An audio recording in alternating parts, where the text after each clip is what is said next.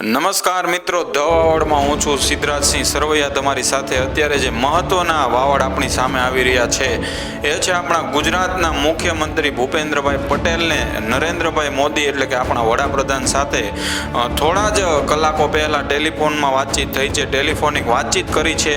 આપણા ગુજરાતના મુખ્યમંત્રી ભૂપેન્દ્રભાઈ પટેલે આ માહિતી એક્સ પ્લેટફોર્મ ઉપર શેર કરી હતી. સાથે સાથે ભૂપેન્દ્રભાઈ પટેલે એ પણ જણાવ્યું હતું કે મોદી સાહેબ સાથે જે વાતચીત થઈ છે તેમાં મુખ્ય મુદ્દો જે ગુજરાતના જે જિલ્લાઓ ભારત અને પાકિસ્તાનની સીમા ઉપર આવેલા છે ત્યાં જે અત્યારે તણાવની પરિસ્થિતિ સર્જાઈ રહી છે તો એને લઈ ત્યાંના નાગરિકોની સુરક્ષાને લઈ અને ક્યાં ક્યાં પગલાઓ રાજ્ય સરકાર દ્વારા ભરવામાં આવી રહ્યા છે તે તમામ વિગતો નરેન્દ્રભાઈ મોદીએ ભૂપેન્દ્રભાઈ પટેલ પાસેથી મગાવી હતી.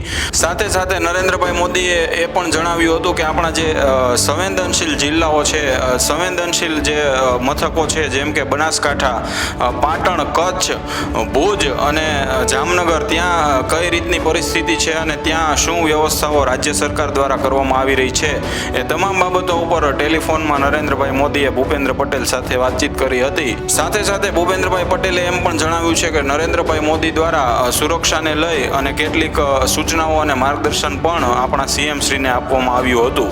ત્યારે આપણે વાત કરી ભૂપેન્દ્રભાઈ પટેલની નરેન્દ્રભાઈ મોદી સાથે થયેલી ટેલિફોનિક વાતચીતની.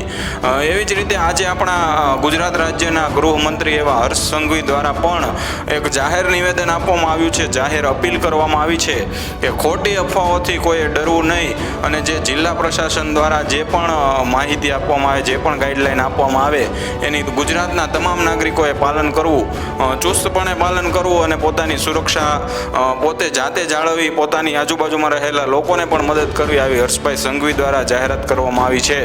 સાથે સાથે હર્ષ સંઘવીએ એ પણ જણાવ્યું હતું કે કોઈ પણ વ્યક્તિએ ખોટી અફવાઓથી ડરવાની બિલકુલ જરૂર નથી.